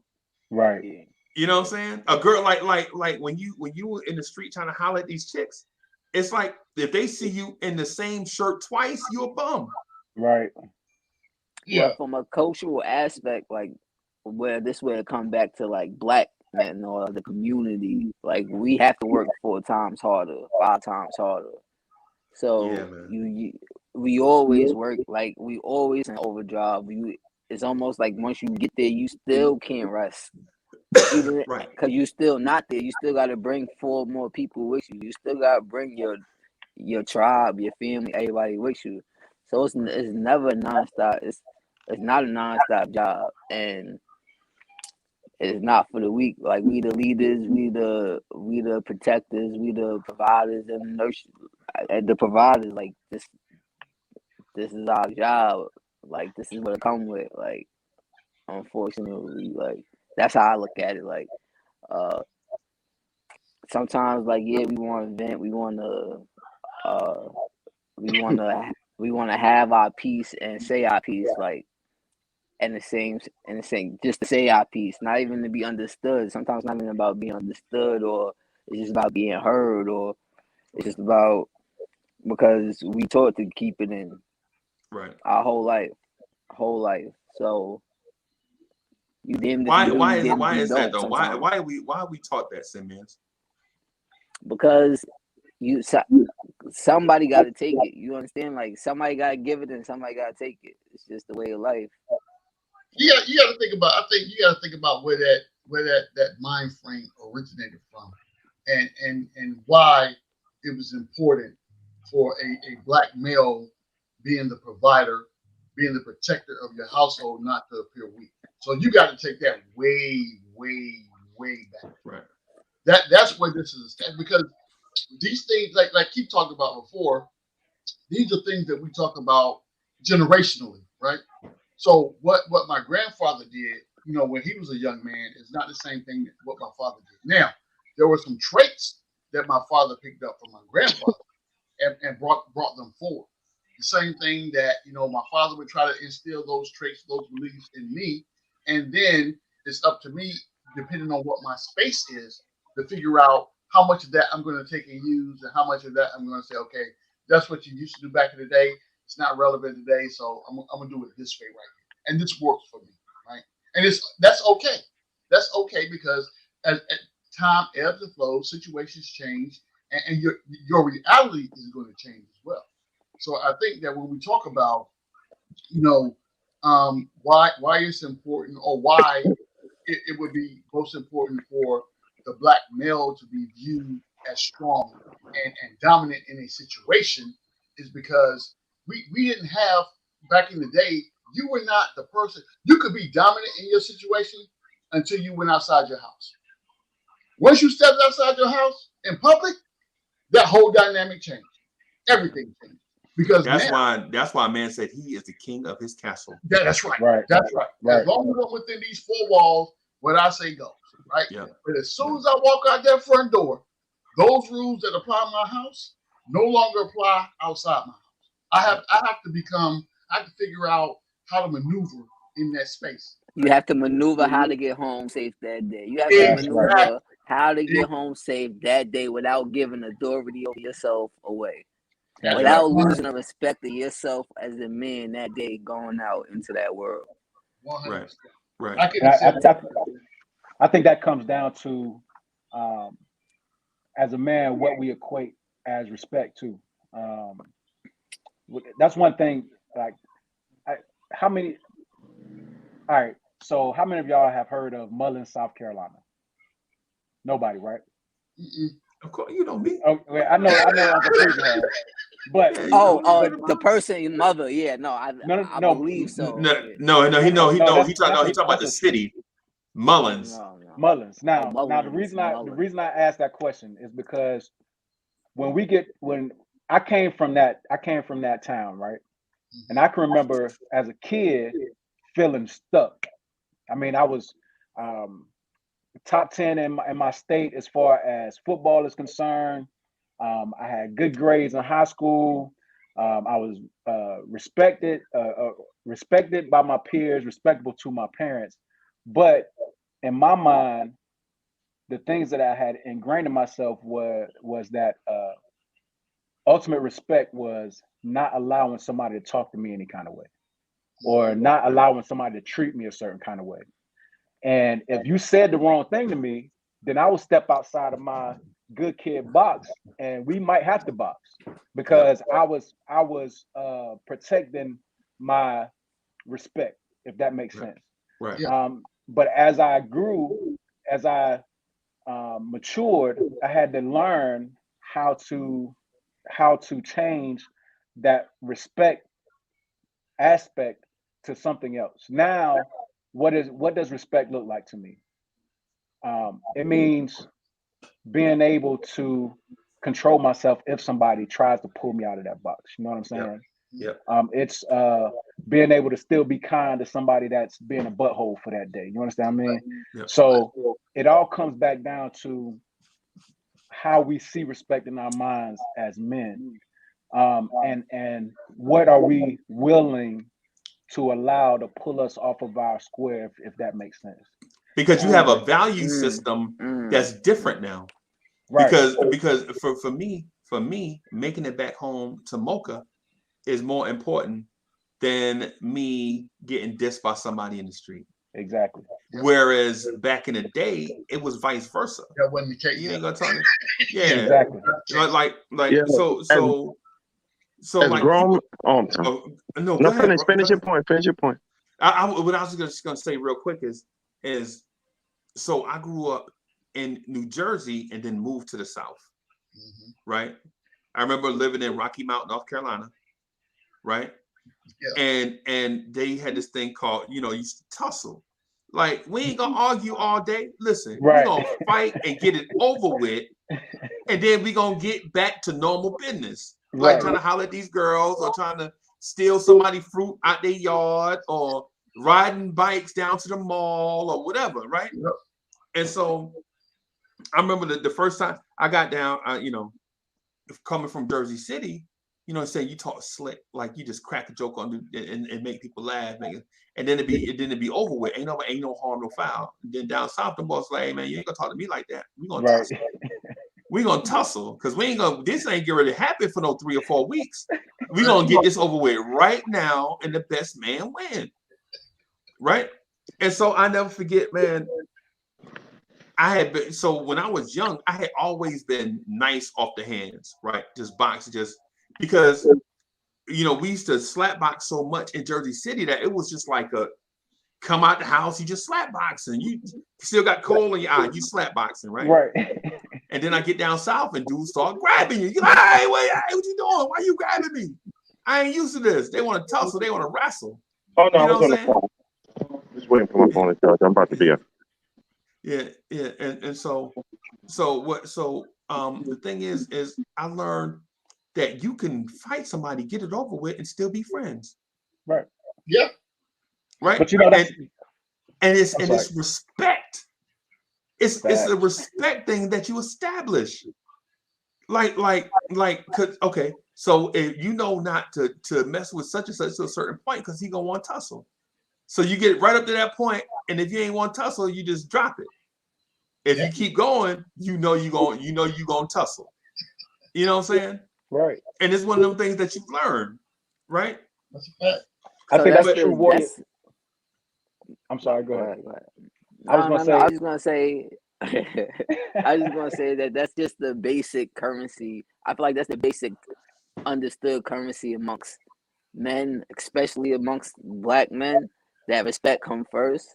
That's like the medium that we're gonna meet at. But that was very interesting what you said. Like, your aspect of respect, it was more so from your control over the situation more so than someone else's control over the respect that they can give you. Right. You know what I'm saying? So that was dope. That was dope. It's more so of a self-mastery and discipline aspect to it. Every grown black man in America should be in therapy. Should have a therapist. I believe that. Should have a therapist. Like cats are really trying to work out stuff for themselves that that we really need help with. That's that true. we need help unraveling. That we, you know what I'm saying? Like it's this man, it's so many layers that we gotta unpack, and it's just from us, just from the trauma of growing up here in this country and being who we are. Like, but that therapy, as somebody who actually like takes therapy, like, yo, I'm telling you, it's very much important. It's very much helpful, and I would suggest it. A lot of the stuff that we're talking about now is definitely like things that like you can work out with a professional who knows how to massage it and how to bring it out of you and bring it to your awareness. Because like a lot of people, this conversation we're having is very enlightening. There's cats. There's a majority of cats walking around like battling these things in their mind, and they don't know that they're battling them. Right. Like the grown man going through not realizing his version of respect is more inward focused than it is like this, that like he's not realizing that he's not realizing the toxicity in it. He's just living it. Right. Like, so like it's a lot of that going on, and we need like we need that interjected help, man. Right. Like I'll give you an example. Like when somebody step on my shoe, I get enraged, bro. Like when you step on my shoe, bro, I'm telling you, look, man, hey, when you step on my foot, it's not even about the shoe. It's about disrespect. Right. You know what I'm saying? Like y'all saw Do the Right Thing. Remember when my man stepped on my man's Jordan? Yep. It wasn't even about the Jordan, bro. Because in the grand scheme of things, you can go buy another one, but the disrespect behind it, right? I think it's more so. It's more so like about the carelessness of another person. Like, how could you like the disrespect? It's like, how could you be so careless to not see me standing here, a whole nother person or something here, right? And then I would agree with you. Yeah. I would agree with you, but like, yo, growing up in Brooklyn, crack era Brooklyn, like on a crowded train, like niggas will on a crowded train, a dude will get stepped on, his shoe will get stepped on totally by accident and go wild crazy on some disrespect joint. Like, bro, like we got a lot of times, like it's dude, those are problems inside of a person. Yeah, like the fact that you feel like so many people are taking this respect that you're trying to hold on to so violently. Like, you got an issue, bro, and it's insecurity. Yeah. Insecurity is that's a very big teller right there of the insecurities that a person has. I want to add one more thing, like you said, that's on the person that's going through that battle that day. That's going through that battle from that job, from that that girl or that household, or that or from whatever, that life, from that system, from that broken system, which is the root of that problem, which is that system. Why does that black man feel like he got the world on his back in his own home? Because the world is what politicians and stuff don't tell us here, like the leaders and the people on TV, like they sell, and this is to poor white people and everything too. Like, yo, they sell this image of this country that has and this capitalism and this system and its family values and it's Christian XYZ, and all of that shit is a lie. Yeah, really, really, the hard facts here, capitalism is about winners and losers. They don't care about nobody's feelings. Right. That's facts. They don't care about and cash being king here, living in a society where cash is king, and this is the seat of it. This America is the seat of capitalism. Like we're trying to evolve emotionally. We're trying to evolve emotionally from the background in a system that don't give a damn about your emotions. Because it doesn't give a damn about it doesn't, like you just said. Go ahead. I'm sorry. If you're the only people of value in this country is people with money. That's that's, and once a society is there, it tells you everything you need to know about like everything else around the softer skills and values. This is one of the things that we didn't evaluate with our quest for desegregation.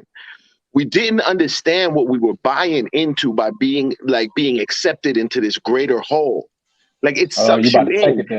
It sucks you in, and it sucked away. It sucked away all the stuff, all that that stuff that you can't touch and feel, that you can't sell, like the stuff that binded us together. Like it totally eradicated that part. That part that kept us being like villagers and kept us in a village even through slavery. That part, when they accepted us into this bigger bullshit, that's like we didn't evaluate what we were losing. We didn't evaluate like, oh, like we're gonna rush out to all of these white businesses and to hell with these black businesses that we had to go to when it was just us. They're saying like we didn't realize we were selling out the community aspect of ourselves to buy into that bigger desegregation. And it's not the fault of nobody. Like, you know what I'm saying? It's not because like it's kind of like looking backwards, but like it was a very big deal. We desegregated, but we didn't take the parts that made us a whole with us. Right. And so I'm just say this real quick, man. So we went over the time limit. I think we said we was gonna do like 90 minutes. And so, but listen, I just want to say this to y'all. We can rock, but if somebody got to go or whatever, you know what I'm saying? Yeah, I'm at the gig, so I got to excuse myself, gentlemen. I just really wanted to check in for like 5 minutes. Y'all had me stuck. It's nice to meet you. I appreciate you, kid. Yo, the pleasure is all mine, brothers. Yo, intelligent conversation among black men is always a space that I welcome. So like, yo, salute to y'all and y'all minds. We got to do this more often, bro. For real. And the best thing y'all could do is like tell somebody else and pull somebody else up. Word. Yeah, man. That's a fact. Next time we all gotta bring one. Each one teach one. Yeah, man. No doubt. No doubt. No doubt. But yeah, man, salute you, gentlemen. Safe travels. If y'all going places, man. Love to you and your families. I hope health and wealth is in the air for all of y'all. Peace, my brother. As well. Peace, bro. Man. Peace. Be safe. Cheers. Man. Peace, bro. Hey, so the thing I wanted to speak to y'all about is like the successes and things, and how the successes or the personal goals and the realistic goals that we set for each other, we have to anchor them in or set the goals that we set have to be in a personal and realistic sense, right? Like when some of that stuff Free Keith was speaking to, I was like, yo, some of the goals I set are not even financial goals, they're emotional goals disguised as financial goals. Right. Facts. Right. Like I want to be a millionaire. Well, you want to be a million, Uncle Freezy, you want to be a millionaire? Why is that? Because you have the rest of your life planned out for that $1 million? No. I just want to know how it feels so I can tell other people I'm a millionaire. See, that's an emotional goal. That's right. That's not a financial goal. That's right. You know what I'm saying? Or Uncle Freezy drive a Mercedes Benz. He drive, you know what I'm saying, a such and such. You know what I'm saying? Hey man, at the end of the day, like after I got Marcy, listen, so G-Man, I have, you know this, the GL 450, right? Yeah. And the color that I want, the interior that I want, all that stuff, right? I drove it for like 3 or 4 months, and guess what? You got tired of it. Now it's a car. It's just a car. It's just a car. That's all it is. Right? But for 10 years heading up to it, I felt like that was status. Yes. Yeah. You know what I'm saying? But now I drove it for 3 or 4 months, 4 or 5 months now. It's just a car. She got bird crap on and everything outside. Does You know what I'm saying? But roll when I first got ground. her, I used to keep her clean. Yeah. Keep Hey, a look, tank full of gas. I'll Now tell the you, gas light on and got bird crap on it. the crazy part about it is I don't even drive mine. I bought that for my wife and gave it to her. Yo, that's what I'm saying. And the sad part of that is I felt like I needed that to Yes. prove Yes. to society that I was somebody. Yes. Right? Yes. But the thing is, I was somebody the whole time, even though society told me I wasn't nobody. Right. You know what, Breezy? And I'm gonna keep this real short and real sweet because this is very poignant to the point that you just made. You were somebody when you walked into that dealership. Because think Right. about this: 5 years prior to that, you couldn't have walked into that dealership and got no burn. They'd have No. been like, "You here to deliver something? The parts department is in the back." Oh, King Cadillac did that to me. And I know y'all don't know. I know y'all don't know King Cadillac, right? But I went, no lie, I went in King Cadillac. I drove because I had this business, right? I had a business, a medical transport business. Me and my little brother, and we had about we had a few of these Dodge vans. You know, the little Dodge van, the commuter van, the little. Hey, it's like the ones you see around the taxis driving around now. Right. So we had a few of those, right? And I drove one up to the thing because I had a Chrysler 300 and I had a silver Chrysler, a gray Chrysler 300 and a black Dodge Durango with 24s on it, right? Yeah. I don't know what I was thinking, right? Black man Bentley. Yeah. So I walk in, I'm like, yo, you know what I'm saying? I want to look at, it's Saturday afternoon. Like, yeah, man, I want to check out your Escalades. And so the dude see me, I'm getting off from work, right? Cut off t-shirt, cut off shorts, you know what I'm saying? Some old sneakers, you know what I'm saying? I'm with my son, you know what I'm saying? With you know what I'm saying? My son with me. Yep. Like, you sure you want to look at the Escalade? You don't want to look at nothing else? I'm like, nah, I want to look at the Escalades. Like, you sure? And so he left. He was like, went over and around the corner, was talking shit to another dude. This motherfucker here talking about he want to look at an Escalade. You seen that thing he out there driving?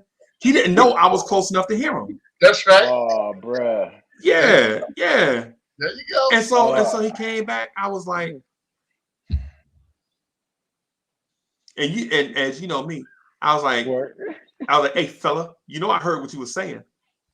He was like, oh man, we just shoot the breeze, man. It's Saturday afternoon. I was like, where your manager at? Yeah, where your manager at? He's like, oh man, you gonna get the white man on us? Oh no, yep. That card. Yep. I'm about to get the white man on y'all, bro. Y'all gonna try to play me like, and I'm in here in front of my son. Yeah, man. Yo. And as listen, I had just left Monster. Remember I was working at Monster? Yeah. And I started my little business or whatever, had my little vans and stuff, was making a little bit of bread and all that. And my man tried to play me off that. Yo. He didn't know I had a Chrysler 300 paid for at home and a Dodge Durango at home that was paid for on 24th. He saw the van that we needed to get work done on. You know what I'm saying? I had just got the van back. I'm like, yo, I'm in Florence. I'm going to just stop over here. Right. And my man was like, you see what he drove in here? He ain't got no money. And that's crazy. But that brings it back to the topic, I think. What is success? Right. Some of us we get a little job, you know what I'm saying, selling cars, so it look high profile. Right. We might be bringing home 10 stacks every 3 months or something like that, and we get a little bonus or whatever. So we think we done came up, and that gives us the capability of looking down on another brother that walks in the door. But success, I think, is different for everybody. Some people have a goal to have a family, to be able to put food on the table every night, to be able to make sure the bills get paid, and that's it. They don't want nothing else. They just want to be comfortable. Then you got others that want the nice things. You know what I'm saying? I want to be driving a Cadillac. They feel like they deserve brand new, right? For them, that's success. For others, it might be, I want to own a company that's international, that's helping people. You know what I'm saying, all over the world. Right. So success looks different for everybody else. But Right. the one thing I believe is that success still, the model still works for no matter who that person is. There's certain things that everybody has to do.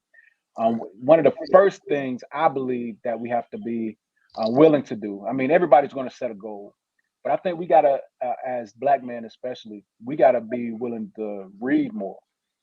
Yes. And one of the questions that was on my mind before brother Free Keith got off was, and I don't know why this came to my mind, but the question was, who taught you how to be a warrior? You know what I'm saying? Like, we have this warrior mentality. Every man in the world has some idea of what a warrior is. Um, I can't remember the brother's name, but there's this guy. He's um, I can't think of his name. Anyway, he teaches martial arts, and he teaches the idea of not expending your energy. Right. Many of us, when we have that warrior mindset, we think of going in and doing battle instead of Right. allowing the battle to come to us. Right. And I think a part of that, a part of learning the battle is learning how the other side thinks. If you can strategize off of what your opponent or your enemy is doing, or off of their battle plans, then you can make a successful battle plan. But I think too Right. many times we try to go in this thing because we think we know something instead of actually going in, learning what they already know, so that we can capitalize on where they might have some weaknesses. So I think first and foremost, we got to be willing to read. And it starts at all levels. I think just opening a book, it doesn't have to be anything strategic. We just got to get in that mindset of being willing to read, because Yeah. once we put ourselves there, then when it comes to getting into wartime material, it's not boring. It's not something that we're going to fall asleep on before we It's get not 10 pages tedious. deep. Right. Yeah. You know what I'm saying? And then once we learn how to read, it becomes easier for us to strategize. Right. That makes strategizing, because goal setting is one thing, but if you goal set and you don't know how to put a strategy together, then you're gonna always be spinning your wheels. And I think that's where a lot of us get caught off, because you know what I'm saying, we set a goal, we start this business, and then once we got a few $1,000s coming in each month, now instead of putting back into the business, we put money in our pocket. And that It business might rims. right. That business might last you 6 months, uh, 12 months, it might last you 60 months. But eventually, because you're not investing in the business and you're investing in your Run out. pockets, that business is going to fall apart. Right. You know what I Right. mean? No doubt. So No we doubt. gotta learn how to first read in order to be able to effectively strategize. And that's my own opinion. So one thing I want to cover real quick, because I'm gonna have to jump off here in a little bit, but just to kind of bring this back, and this is one of the reasons that Freezy unknowingly keeps me around, right? Because I'm that dude. At some point, I'm gonna try to get the conversation back to what it was originally supposed to be. Because we talked about a whole bunch of topics, right? Yeah, We man. did. All warranted and all great discussions. And I think I would say this: number one, let's not wait too long to do this again, because this is stuff that people need to hear on a regular basis. You know what I'm saying? Absolutely. So they don't think this Absolutely. is just a publicity stunt. And I'm just talking for likes and subscriptions, right? This is important. Like I talked about mental health, all that's important, right? But when we talk about how to capture the success you've been chasing, right? Let's understand this first and foremost. And it was said on the panel by everyone that's sitting here that I'm looking at right now. Success is gauged and measured in different ways, right? So what we can't do is we can't undervalue someone else's success, right? That's good. Just because the success that you are trying to attain is not at the level that I'm trying to attain, that does not make your level of success any less value than mine. That's good. You know what I'm saying? So Right. and then once you do that, we still have to be able to celebrate each other, right? So if the thing that you on the day that you said for success for me would be for me to go to this interview and get this job that I've been chasing for the last 6 months because I need to feed my family, and you get the job, success met, right? Right. Celebrate that success with somebody. Don't downplay it. Freezy made a great point, right? Because sometimes we're in a space to where we're successful and we don't even know it. We just move past it so quick. Blow past it. On to the next thing. We have to slow down. And as I'm talking to you guys, I'm talking to myself as well. Right. Because as I'm thinking this, I'm like, dude, you're doing exactly what you're talking about right now, which is how I know what I'm talking about. You know what I'm saying? That's how I know what I'm talking about. So when you're out there, don't I can't tell people how to set their benchmarks as what success would be, but I would tell you that if you get caught up in the rat race trying to keep up with the Joneses, as we say, you lose every time because that benchmark continues to move away at a pace that you're never going to keep up with, and you will go broke, insane, be highly fatigued, and broken and brittle before you even get any place close to that goal. Right. That's right. And the impact that you have on your support system, is negative. Exactly. That's the thing I wanted to get to too. Just one of the points. I ain't gonna hold y'all for too much longer. For one, I want to say, we definitely need to do this more often, right? Me and Sin Mans and myself was doing it. We talked about religion and belief systems. We talked about marijuana. We talked about nothing is taboo for us. You know what I'm saying? We'll speak about it because in my opinion, in my mind, in my heart, Sin Mans is the American success story, whether he acknowledged that or not. I'm looking at my man from a distance, right? My man went down this path and he could have stayed on this path and I would have never got to meet him. Right? But he got on this path. He was like, yo, wait a minute. This ain't what I want to do. This ain't me. I want to do something else. I feel like there's something greater out there for me and what I can do to help others. And he did his thing, right? And so while he just think, man, this dude just blowing up what I did, whatever, blah, blah, blah. Then sometimes the impact, like what G-Man was saying just now about successes, like Sin Mier's success, though he blew past it, reaching for other successes. Sometimes you need to highlight that one success so that the people behind you can see what it is that you did so they won't make the same mistakes that you made. That's right. Right. And see, and some of that stuff you don't need to read, you don't need to see that in the book. You could just look at your neighbor. Right. Yeah, I'm all for I'm pro reading, bro. I am pro reading. You know what I'm saying? But I come from a situation where my family was not pro reading, bro. My family was, I no lie. We got a thing from the furniture store. You remember when you used to actually have to go in the furniture store to buy furniture? Yes. My pops got some stuff in the furniture store, right? These end tables and stuff. And the first thing he took out the box was a pack of instructions about this thick. And threw it across the room. And when he finished with them end tables, he had like 7 screws left. Right. And I was like, Jim, what them 7 screws were? He was like, and this is Jim. Shit, I don't know. Put them in the drawer. We used to have a junk drawer. I don't know if y'all had a junk drawer in y'all house. I got one today, right now. I got 2. Yeah, put it in the drawer. Yeah, you know what I'm saying? First thing he did when he opened the boxes, took the instructions out and threw them across the room. You know what I'm saying?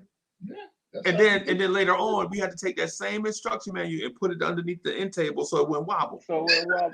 Yeah, you know what I'm saying? And so it's like, my family was not conditioned to be that. So I have to be the leader of the pack when it comes to this stuff that y'all suggest as advice for us to get the record straight and set this thing right. Right. Absolutely. So with that, I just want to get all of that stuff out. Man, hey fellas, how y'all like this conversation tonight?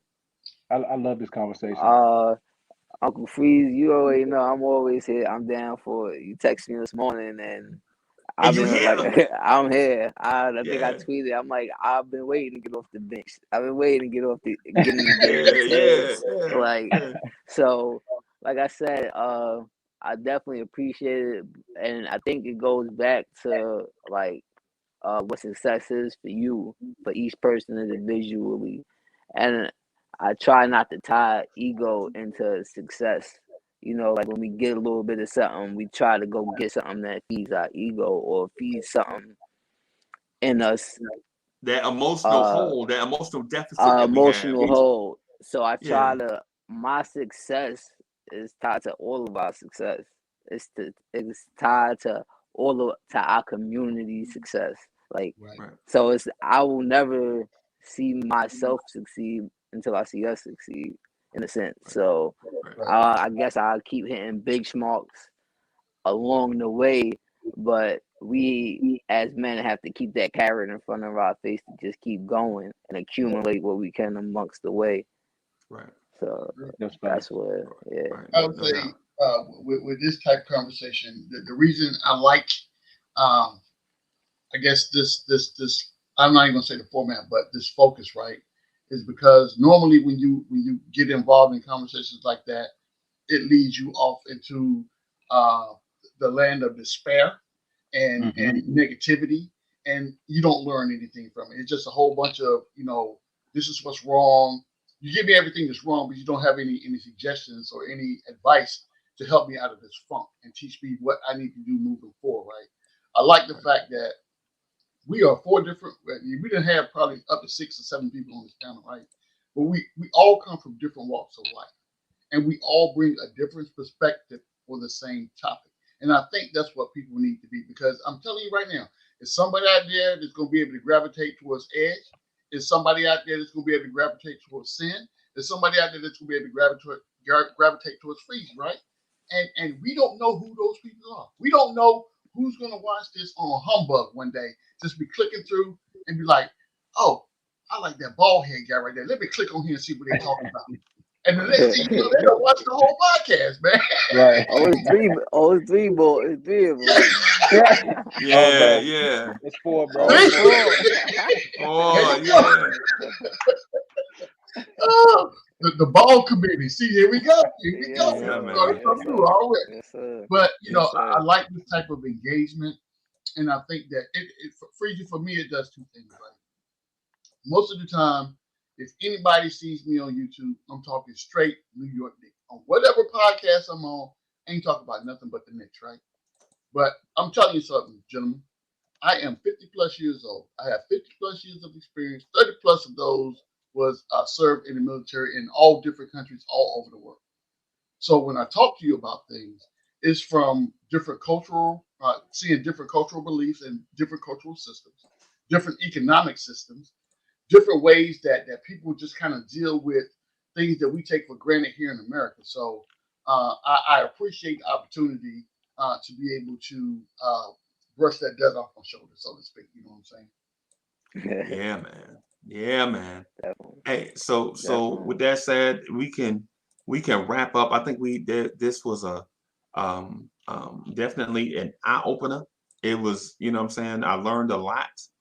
So did I. Want to continue to grow both channels by having dialogues like this one, and by having a contribution from multiple people, sources and such. Maybe we can saying jump on Edge's channel at some point and do some stuff. Definitely. Maybe you know what Definitely. I'm saying, Yeah, sure. if he's Definitely. accepting company, you know what I'm saying, and then that way we can continue to grow that channel to get information out there, to get help for people that need help and don't know it, Facts. right? Through casual conversations and counseling, you know what I'm saying, just by sharing our experiences and such. But with that said, man, I'm gonna wrap right here, fellas. Y'all got anything y'all want to share with the world before we get out of here? Like I always say, ladies and gentlemen, boys and girls, children of all ages, thank you for coming out. God bless. Good night. I just I want to give you your flowers, Unc. Like you said, you make all this possible. You bring all of us together to touch these topics that affect the community.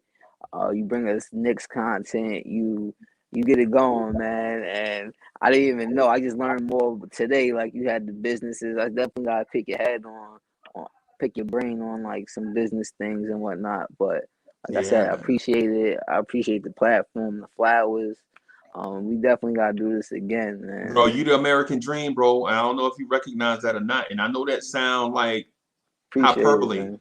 It just sound like hyperbole, Appreciate bro. it. but there are people that have been down your road and made different choices, and now they're trying to figure out how to get back to the place that they actually wanted to be, while keeping a self-respect and understand the system and society as a whole and how it will allow them to get to their dreams. You know what I'm saying? But we're gonna get them there. We definitely gonna get them there, week by week or however often we do it. We'll definitely get there. We definitely gonna get them there. Yeah, man. Yeah, man. Hey, Ed, you got something you want to say before we get out of here? Yeah. Again, thank you, brother, for allowing me on your platform. I enjoyed myself. I don't get to talk much. I live in a house with 3 women, so you know, I got four. So you understand. Yes, so sir. I appreciate the platform, brother. Brother Simmons, brother G-Man, nice to meet you. Simmons, just listening, try to take everything in. Hey, keep working on it, brother, with the meat thing. I've been vegan / vegetarian / pescatarian for like the past 2 years. Best thing I could have ever done was stop eating the meat, bro. I've been vegan 7 years, man. So, anything, like any questions, anything, man. Like I said, Uncle Freeze, you know I'm always here. You could any questions, man. It's definitely a journey, but it's well worth it. And it is well worth something that well worth it. And it's something we could, even if you're not gonna switch over all the way, you can just implement it slowly into your diet once a day, once a week. You see what I'm saying? Because it'll definitely add some years on our life. Bro, y'all keep talking this joint. We got to do a show on this, bro. For sure. Because the thing about being vegan is not because I did it for months and months on end. The thing about being vegan is it's not that the food doesn't taste good. It's the preparation and the cost. Yeah, because vegan cheese, bro. You ever bought vegan cheese, G-Man? Regular cheese is $1.50. Vegan cheese is $8. So I am the person on this panel right now that's anti everything y'all talking about right now. Yeah. There is not one simple thing in my body that screams vegan. I'm gonna tell you what I had for dinner tonight. I had meatloaf with gravy, mashed potatoes, and cabbage and cornbread. That was my dinner. I'm telling you. I bet you was pooning. But look. I bet you was gassy. You know what? That's why I'm in this space by myself. But what you guys are saying is true to fact, and my wife has told me the same thing. I can't keep eating, the same thing I ate when I was 21 years old. Right? My body don't break food down like that no more. So it's time to make a change. And I like what Sin said. And I didn't think about that because when people start talking to me about my diet, I'm thinking it's all or nothing. Right? I can't just flip what I've been doing for 50 plus years and go do something else. I ain't built like that at all. But I like the idea of, trying to eat something that maybe once a week, change that to a vegan meal or whatever it may be. Let me tell you something real quick, a quick story, some little quick wisdom from the youngin on the set real quick, right? Mm-hmm. So before I actually went full vegan, I started to implement it slowly. I stopped with 1 or 2 things. With milk, or I didn't really drink milk like that anyway. So I stopped with little things. Mm-hmm. The universe, i.e., your body, i.e., something is gonna tell you exactly when, and it's not gonna be a if and a but after that. Gotcha. Right? I got you. So yeah. So and like we do, we prepare. We are preparers. Like sometimes you'll be preparing something, you don't even know why you're doing it, but then once it's done, it's like, all right, you see the steps to what you see the method to the madness. Right. So it's almost the same way. So I'm doing it, not that I have to, but I want to get to the age where I'm 60 years old and I can go grab me a steak if I wanted to, or I can go.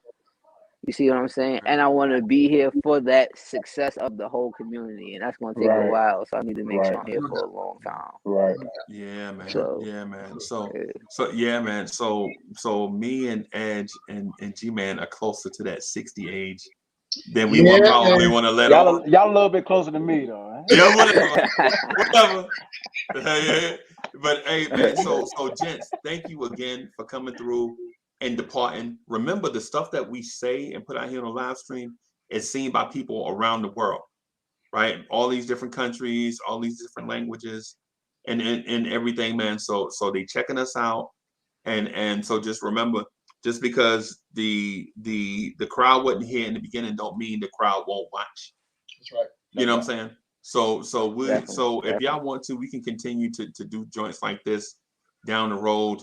We'll do some logistical stuff, you know what I'm saying, between each other, man, and see what we can do to get give the people a more steady diet of the positive vibes and stuff that they need. So everybody, thank y'all for watching. We're gonna get out of here. God bless y'all, man. Peace. Peace.